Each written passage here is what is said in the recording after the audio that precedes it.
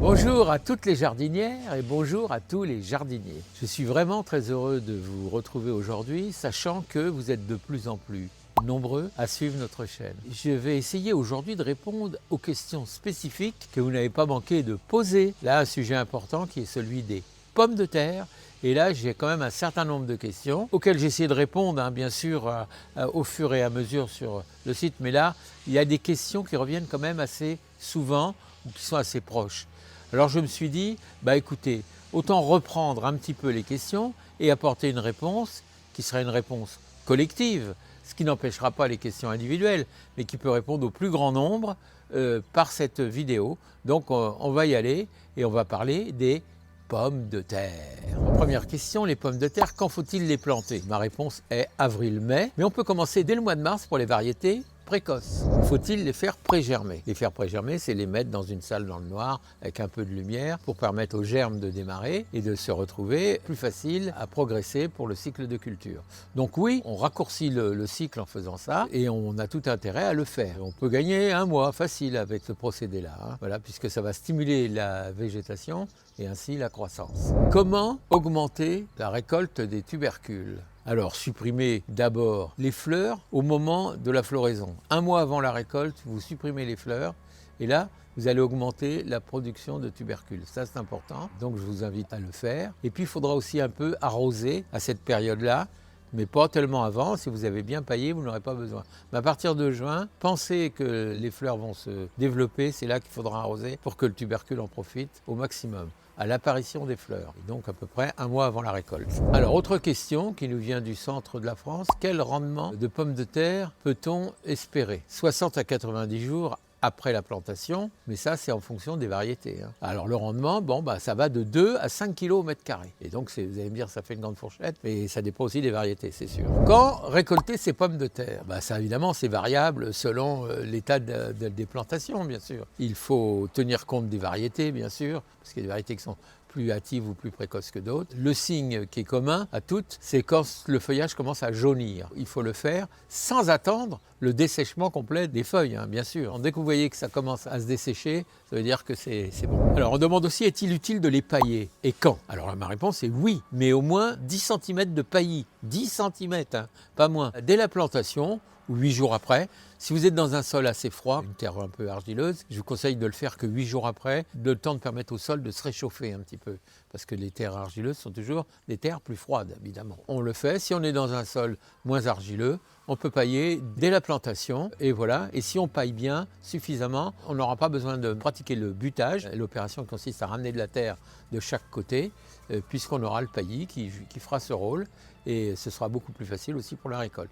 Mais bien paillé pour éviter les problèmes de verdissement. Alors question, comment protéger les pommes de terre des doryphores? Alors tout le monde le sait, le doryphore c'est vraiment l'insecte privilégié des pommes de terre. Bon, les pommes de terre, comme vous le savez sans doute, sont originaires du Mexique, d'Amérique du Sud. L'insecte a la grosseur d'un gros bourdon, même si c'est pas semblable, et il est tout rayé. Donc on le reconnaît parfaitement bien, il n'est pas très nerveux, on le voit bien à l'œil nu. Donc il faut simplement passer 2 fois par semaine peut-être, inspecter et prélever ces insectes avant qu'ils ne fassent plus d'œufs, donc de larves qui vont s'attaquer aux pommes de terre. Eux, ils vont manger un peu de feuilles, c'est pas très grave, mais il faut quand même les prélever manuellement pour éviter justement d'avoir ces désordres dans la terre. Alors sachez que le paillis aussi ralentit la progression des larves dans la terre. N'oubliez pas de vous dire, au moment où vous prélevez, si vous voyez des œufs, des nids avec des œufs, je vous conseille de les prendre, y compris les adultes, et de les mettre dans un récipient d'eau savonneuse. Et donc, vous pourrez les éradiquer de cette façon-là. Mais c'est une opération qu'il va falloir répéter plusieurs fois pendant la saison. Si vous le faites bien, si vous y veillez bien, au moins 2 fois par semaine, eh bien, vous n'aurez plus de problème de doryphore. Une autre question,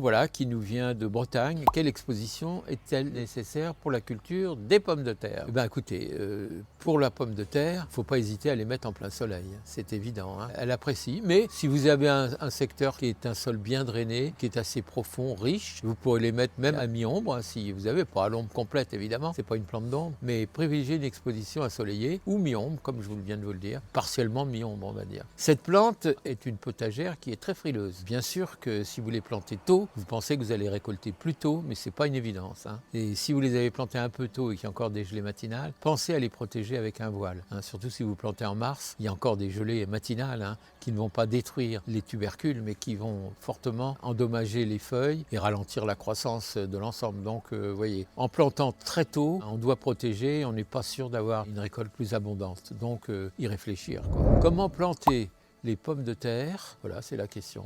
Dans la terre, bien sûr. Pour les planter, il faut procéder de la manière suivante. On fait un sillon dans la terre avec un outil qui permet de faire un petit sillon profond avec des trous de 10 à 15 cm de profondeur. C'est suffisant. On dispose les pommes de terre dans ce trou. S'ils ont déjà germé un peu, on met bien sûr les germes vers le haut et on les espace de 30 cm chacune. On sépare chaque ligne, chaque rayon de 60 cm. C'est important de laisser l'air circuler autour, parce que c'est ça aussi qui ralentit les attaques d'oïdium ou de mildiou dont on va parler après. Une fois qu'on a disposé toutes ces tubercules dans le creux de notre sillon, eh bien on rebouche, on tasse, on arrose. Lorsque les plants vont atteindre 25 cm de hauteur, donc vont être bien sortis du sol, c'est à ce moment-là qu'on pratique le butage. Si on n'a pas mis de paillis, il va falloir ramener de la terre de chaque côté qu'on va prendre au milieu. Si on a mis du paillis, on remet un peu de paille, on veille qu'il y ait toujours le paille et la paille servira de butage. Le butage, lui, va servir à maintenir les pommes de terre à peu près droites et surtout faire en sorte qu'elles se développent et qu'elles ne verdissent pas. Une autre question qui nous vient du Pays Basque. Comment lutter contre l'oïdium et le mildiou sur les pommes de terre? L'oïdium, il faut le savoir, c'est une maladie, bien sûr, mais c'est une maladie fongique, cryptogamique. Ça peut affecter en effet les pommes de terre, mais pas seulement les pommes de terre. Ça peut être contagieux à de nombreux autres plants de légumes, les courgettes, les tomates, les concombres et autres. Il ne faut quand même pas prendre ça à la légère. Si on veut bien traiter, on utilise des produits comme la bouillie bordelaise, comme vous connaissez tous, que je vous ai donné la recette bien sûr, ou alors du bicarbonate de soude, également avec du savon à l'intérieur. Ce sont des champignons pathogènes qui se développent à la surface des feuilles, des tiges et parfois même des fruits. Il faut effectivement être vigilant par rapport à ça. Ça forme un revêtement légèrement poudreux, de blanc poudreux, qu'on distingue tout de suite quand on regarde, on voit que ça commence à apparaître sur le recto des feuilles. Ça concerne l'oïdium. Le mildiou est également une maladie fongique, mais qui apparaît sur l'envers des feuilles. C'est à surveiller de près. Le premier, les signes sont blancs, le mildiou, c'est plutôt marron. Mais en attendant, on peut traiter avec les mêmes produits, on doit prendre les mêmes précautions, toujours laisser beaucoup d'air circuler entre les plants, en les plantant relativement pas trop serrés justement. Quelques traitements préventifs. Alors à quel moment on trouve le traitement préventif? C'est aussi des questions qui sont posées. Dès qu'on voit l'apparition de quelques traces blanches. Et là, c'est là qu'il faut le faire. Il ne faut pas attendre que ce soit infesté, parce qu'après, vous aurez pratiquement de grandes difficultés à lutter contre ça. Tout ça sont des traitements plutôt préventifs et non pas curatifs. Donc je le dis souvent, mais je vous le redis, faites attention. Quand le mal est là, il est plus difficile à chasser que si on a pris. Alors, bien sûr, il ne faut pas arroser les feuilles, il faut pas, ça c'est les précautions d'usage. Si on arrose au pied, on évite de mettre de l'eau sur les feuilles. On n'arrose pas le soir parce que même s'il y a moins d'évaporation la nuit, il y a plus d'eau qui reste sur les feuilles et plus de contamination. Donc, on reste avec des précautions comme ça. On veille, surtout si les températures sont quand même relativement faibles.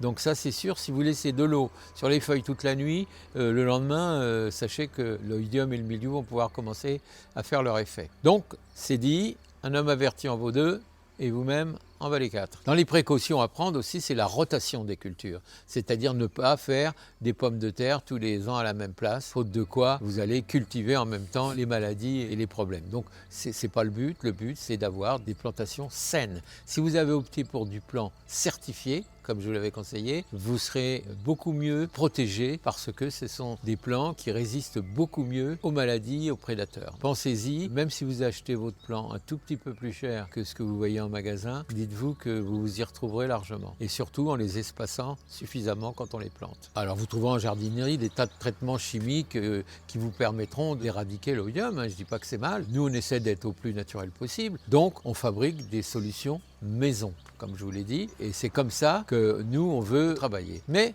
il faut le renouveler. Il ne faut pas dire je traite une fois et puis basta. Non, non, non, non. Il faut le refaire selon l'infestation, une fois par semaine, 2 fois par semaine. Il ne faut pas hésiter. Dès que vous suspectez que les pommes de terre ont des traces de mildiou ou d'odium, eh bien, il faut y aller, il faut traiter les feuilles, les tiges, partout, quoi, pour éviter. On arrive à avoir des résultats extrêmement satisfaisants. Mais il faut s'y prendre à temps, c'est toujours pareil. C'est comme avec les doryphores, il ne faut pas attendre que les larves soient descendues dans le sol pour se dire qu'est-ce qu'on fait contre ça. Non, on y va d'avance. C'est comme des vaccins. Vous ne vaccinez pas vos enfants contre la variole ou autre chose une fois qu'ils sont malades. C'est bien de la prévention. Alors en conclusion, mes chers amis, c'est un peu fastidieux, là je vous ai lu les préoccupations de beaucoup d'entre vous sur la pomme de terre. Vous pouvez vous aussi avoir des questions complémentaires, je vous y répondrai directement sous la vidéo, bien sûr, dans vos commentaires, mais en même temps, je vous invite à être vigilant, parce que rien n'est plus simple que d'être vigilant à son potager. Vous y allez bien 1 ou 2 fois par semaine quand même. Donc c'est là où il faut être vigilant, il faut regarder si ça pousse, mais il faut bien regarder si on a des prédateurs indésirables. Donc c'est tout ce qu'il faut faire. Mais il faut le faire. En attendant, moi, je vous invite à continuer, à venir nous consulter. Si vous avez d'autres questions, vous savez très bien qu'on prend un plaisir à vous y répondre. Et n'hésitez surtout pas, on est là pour vous aider. On vous aime tous et on vous dit bientôt, mes amis.